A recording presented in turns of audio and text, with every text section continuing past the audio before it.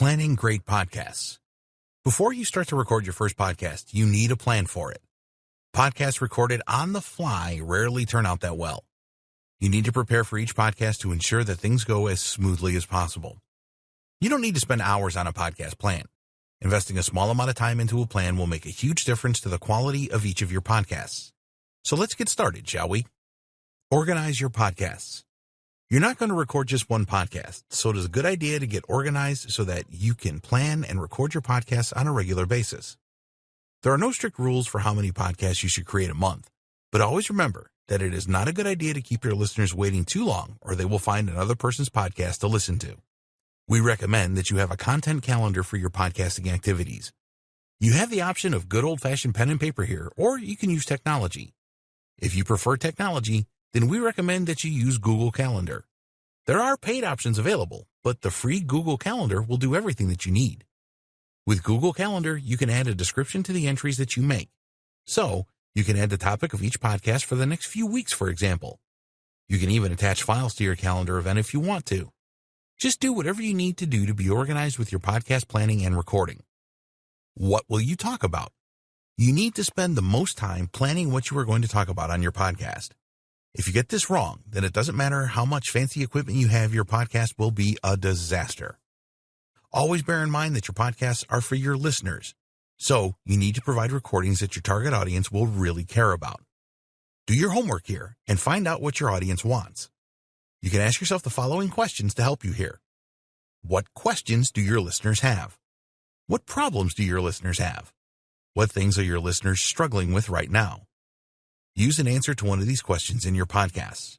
One way that you can easily find out what your audience is looking for is to do some keyword research. Using the free Google Keyword Planner, you can discover the search terms that people in your niche are using to find answers to their questions and problems. Keyword research is a really good idea because you can create a list of relevant keywords for your niche that you not only use for podcast episodes, but also for optimizing your listings when you distribute your recordings. We will talk about this more later in this training. Another way that you can come up with content for your podcast is by brainstorming. If you're going to record a podcast with other people, then ask them for their ideas as well. You'll get a better result if you use their ideas as well as yours. Use a mind map if you're going to record solo. This will help you to think through all the ideas with your initial podcast and can even help you with coming up with themes for future podcasts. Create a script for your podcast. Some of you might not like the idea of creating a script for your podcast, but it really will help you. If you're an expert in your niche, then you may not need a full script to follow. Just write down the important points that you want to cover and then use these as prompts. You'll need to be pretty confident to record a good podcast using prompts. When you write a detailed script, it provides you with a really tight way to create a podcast that is packed with value. Reading a full script will prevent you from rambling on and will also ensure that you cover everything in your podcast. There are a couple of problems with a detailed script, though. First is the amount of time and effort that it will take you to write it. Second is that a detailed script can stop you from being spontaneous and prevent you from adding your personality into the recording. We recommend that you create a couple of test podcasts by using a prompt script and a detailed script and see which one suits you the best. Listen critically to the two test recordings and check for coverage of points and ramblings. In the end, practice is the best solution. After a while, you will find the best form of script for you to create the best podcasts. It is better that you have some form of script than no script. Even if you have a great memory, the pressure of making the podcast recording can lead you to forget certain points that you really wanted to cover. Start off by using a detailed script, and then see if you can get by with a prompt script as you gain more podcasting experience. Recording online interviews. Your listeners will usually look forward to interviews that you have agreed with your experts in your niche. If your expert lives far away, then the best solution is to record your conversation using an online app. There are a few good apps out there that you can use for this. Skype. Skype is an extremely popular online call app that has improved significantly over the years.